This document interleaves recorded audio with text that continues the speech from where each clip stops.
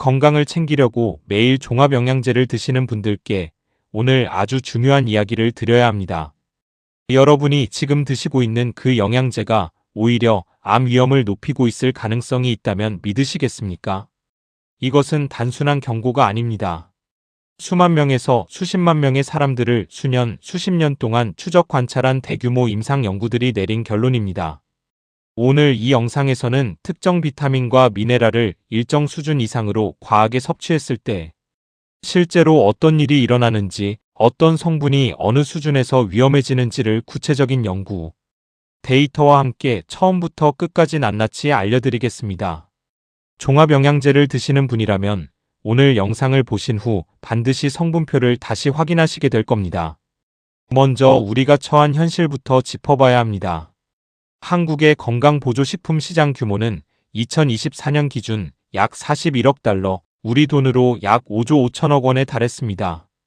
그리고 2030년까지 연평균 10.4%씩 성장할 것으로 전망됩니다. 그만큼 많은 분들이 영양제를 드시고 있다는 뜻입니다. 그런데 문제는 건강을 위해 드시는 이 영양제가 제대로 된 정보 없이 잘못된 방식으로 복용될 때 오히려 해가 될 수 있다는 것입니다. 특히 종합영양제는 여러 성분이 한 알에 농축되어 있고 이미 다른 단일 영양제와 함께 드시는 분들도 많습니다. 이 경우 특정 성분이 권장량을 훨씬 초과할 수 있습니다. 그리고 그 초과가 단순히 효과 없음으로 그치는 게 아니라 실제 질병을 유발하거나 암 위험을 높이는 방향으로 작용할 수 있다는 것, 이것이 오늘 핵심입니다. 이야기를 시작하기 전에 한 가지 짚어야 할 원칙이 있습니다. 비타민과 미네랄은 크게 두 종류로 나뉩니다. 수용성 비타민과 지용성 비타민입니다. 수용성 비타민, 즉 비타민 C와 B군 계열은 물에 녹기 때문에 과다 섭취에도 소변으로 배출됩니다. 물론 매우 고용량에서는 부작용이 있을 수 있지만 일반적으로 체내 축적 위험이 낮습니다. 반면 지용성 비타민인 A, D, E, K는 물에 녹지 않고 체내 지방 조직과 간에 축적됩니다. 이 성분들은 빠져나가지 않고 쌓이기 때문에 오랜 기간 과다 복용하면 독성 수준까지 도달할 수 있습니다. 바로 이 지용성 비타민들, 그리고 일부 미네랄들이 오늘 이야기의 핵심입니다. 자, 이제 가장 충격적인 사례부터 시작하겠습니다. 바로 베타카로틴입니다.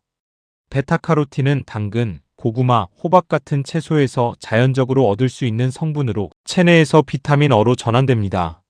식품에서 섭취하는 베타카로틴은 건강에 유익합니다. 항산화 작용을 하고 면역력을 높여주는 좋은 성분입니다. 그런데 이것을 보충제 형태로 고용량 복용했을 때의 이야기는 완전히 다릅니다. 이 성분이 얼마나 위험할 수 있는지 보여주는 역사적인 연구가 두 가지 있습니다. 바로 ATBC 연구와 CART 연구입니다.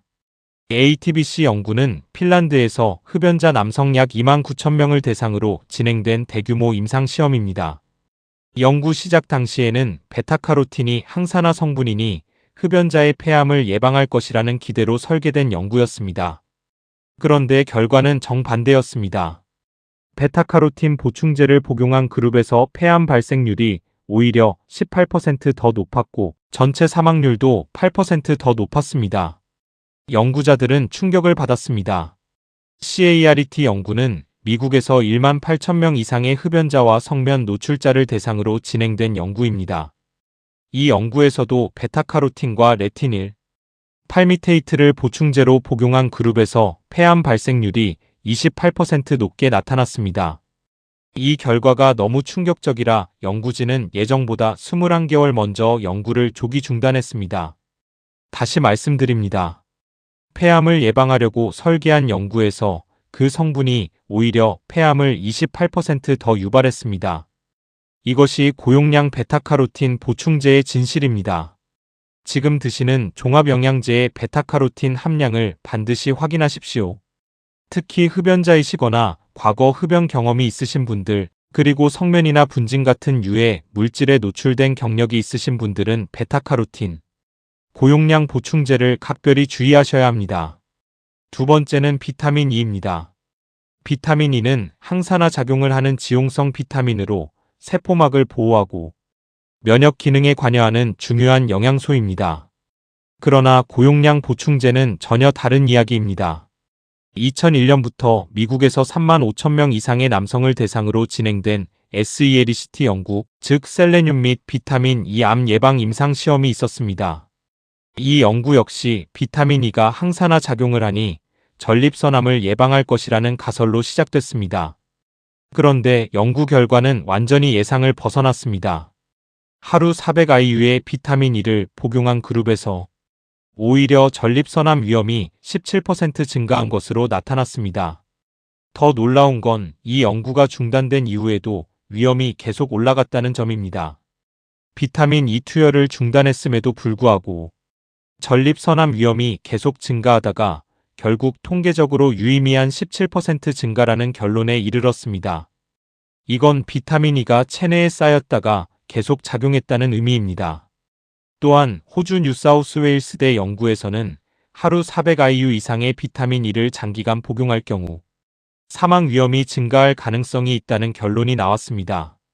현재 일반적으로 권장되는 비타민 E의 하루 상한 섭취량은 성인 기준 1000mg, 즉 약 1500IU입니다.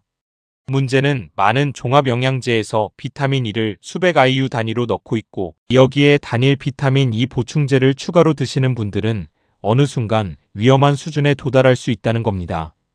세 번째는 고용량 엽산, 즉 비타민 B9입니다. 엽산은 임산부에게 필수적인 영양소로 잘 알려져 있고 세포 분열과 DNA 합성에 꼭 필요한 성분입니다. 임신 초기에 엽산이 부족하면 태아의 신경관 결손 위험이 높아지기 때문에 반드시 보충이 필요합니다. 그런데 이 엽산을 과하게 섭취하면 어떻게 될까요? 의학학술지에 발표된 연구를 보면 엽산과 비타민 B12 보충제를 장기간 복용한 환자의 암 진단 비율이 10%였는데 위약을 복용한 대조군은 8.4%였습니다. 즉 고용량 엽산 보충제 장기 복용 그룹에서 암 위험이 21% 증가했고 특히 폐암 위험은 25%나 증가했습니다. 또 다른 연구에서는 혈중 엽산 수치가 가장 높은 상위 20% 그룹이 가장 낮은 하위 20% 그룹보다 대장암 위험이 2배 높았다는 결과도 있습니다. 이게 왜 일어나는 걸까요? 엽산은 세포 분열에 관여합니다. 정상 세포의 분열을 도울 때는 건강에 좋은 성분이지만 이미 몸속에 존재하는 암세포나 전암세포의 분열도 촉진할 수 있습니다. 음식에서 자연적으로 섭취하는 엽산은 흡수율이 낮아서 이런 문제가 생기기 어렵지만 합성 엽산 보충제는 흡수율이 훨씬 높아서 대량 축적이 가능합니다. 엽산 보충이 필요한 분들, 특히 임산부나 빈혈 치료 목적이 아니라면 고용량 엽산 보충제를 장기간 복용하는 것은 피하는 것이 좋습니다. 네 번째는 비타민 A 즉 레티놀 형태의 고용량 복용입니다. 비타민 E는 시력 유지, 면역 기능, 피부 건강에 필수적인 지용성 비타민입니다. 그런데 체내 지방과 간에 축적되는 성질 때문에 과다 섭취 시 독성이 발생합니다. 한국식품의약품안전처 기준에 따르면 성인 기준 비타민 E의 하루 상한 섭취량은 3000 마이크로그램, RAE, 즉 1만 IU입니다. 그런데 일부 종합영양제에는 비타민 E가 5000 IU에서 1만 IU까지 들어있는 경우도 있고 여기에 베타카로틴 보충제나 간 추출물 같은 다른 비타민 A 공급원을 추가로 드시는 분들은 총 섭취량이 상한을 훌쩍 넘을 수 있습니다. 만성적으로 하루 8000 RAE 이상을 초과하면 독성 증상이 나타나기 시작합니다. 두통, 피부 박리, 시력 저하, 뼈 약화, 간 손상이 대표적입니다. 특히 간에서는 비타민 E가 과축적될 경우 산화 스트레스와 염증, 섬유화를 유발해 간 기능 이상으로 이어질 수 있다는 연구 결과가 있습니다. 임산부의 경우 비타민 A 과다 섭취는 태아 기형을 유발할 수 있어 특히 주의가 필요합니다. 임신 중에는 반드시 임산부 전용 영양제를 선택하시고 일반 종합영양제에 들어있는 비타민 A 함량을 확인하십시오. 다섯 번째는 셀레늄입니다. 앞서 소개한 SELECT 연구에서 비타민 E와 함께 다뤄진 성분입니다. 셀레늄은 적정 수준에서는 항산화 효소의 구성 성분으로 작용하고 암 예방 효과가 있다는 연구도 있습니다. 그런데 셀레늄은 의학계에서 유독 유자형 용량 반응 곡선으로 유명합니다. 너무 적어도 문제, 너무 많아도 문제인 성분입니다. SELECT 연구의 추가 분석에 따르면 이미 혈중 셀레늄 수치가 높은 상태에서 셀레늄 보충제를 추가로 복용한 남성들에게서 고학성도 전립선암 위험이 무려 91% 증가했습니다. 이것은 결코 무시할 수 없는 수치입니다. 셀레늄의 하루 상한 섭취량은 성인 기준 400마이크로그램입니다. 한국인의 경우 식이를 통해 이미 어느 정도의 셀레늄을 섭취하고 있는데 거기에 종합영양제와 단일 셀레늄 보충제까지 드시면 총 섭취량이 상한에 가까워질 수 있습니다. 여기서 아주 중요한 맥락 하나를 짚고 싶습니다. 2024년에 미국 국립암연구소에서 약 39만 명이 건강한 성인을 20년 이상 추적한 대규모 코호트 연구 결과가 발표됐습니다. 이 연구에서 매일 종합 비타민을 복용하는 것과 사망 위험 감소 사이에 연관성이 없었습니다. 다시 말해 종합 영양제가 수명을 연장하거나 암이나 심혈관 질환 사망 위험을 낮춘다는 증거가 없었습니다. 그리고 다른 연구에서는 매일 종합 비타민을 복용할 경우 사망 위험이 오히려 4% 증가한다는 결과까지 나왔습니다. 이 연구들이 말하는 핵심 메시지는 이겁니다.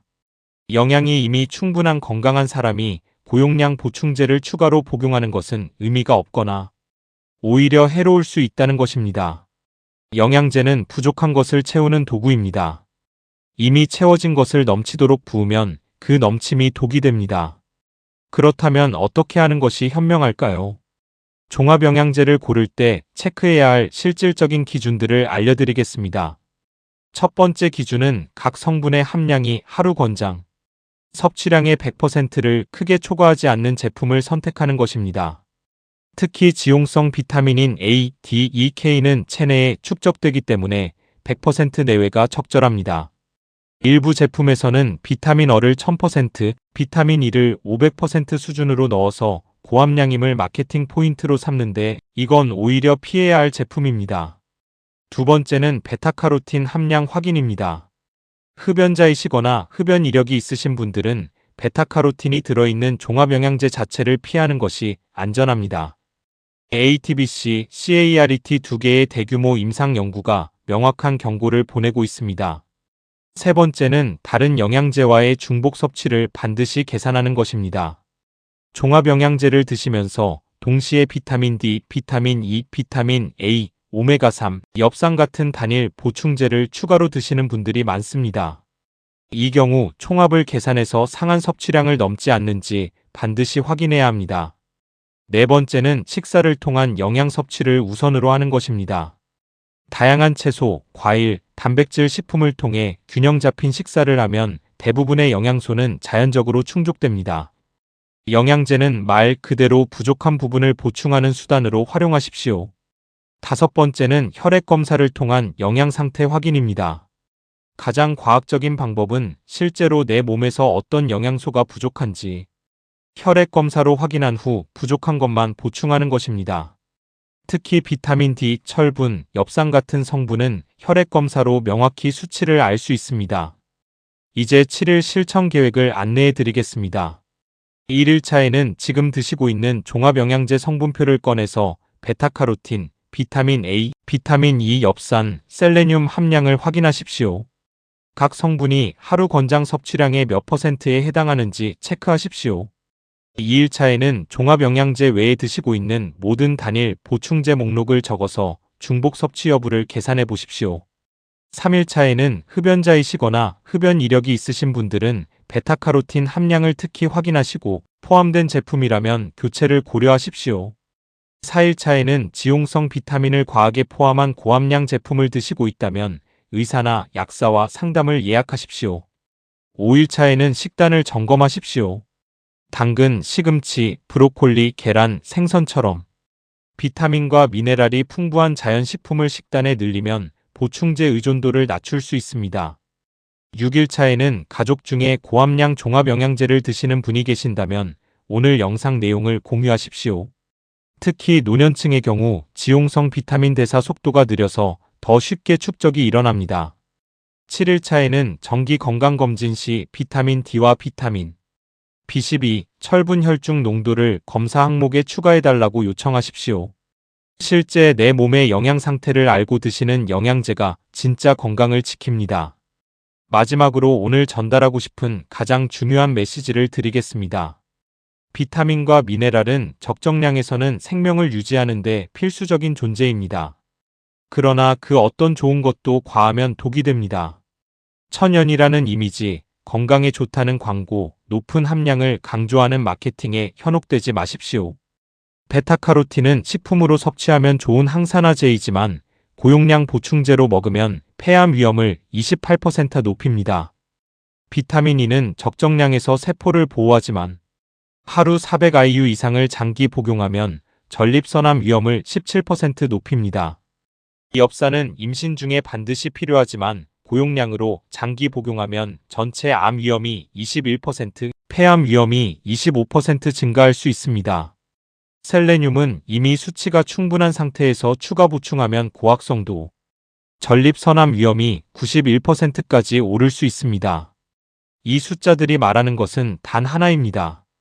더 많이가 아니라 적절하게입니다. 여러분의 건강을 지키는 건 고함량 영양제가 아니라 올바른 정보와 균형 잡힌 선택입니다. 오늘 영상이 도움이 되셨다면 좋아요와 구독 버튼을 눌러주세요. 종합영양제를 드시는 가족과 지인에게 꼭 공유해 주시고 댓글로 지금 어떤 영양제를 드시고 있는지 알려주시면 다음 영상에서 함께 살펴보겠습니다.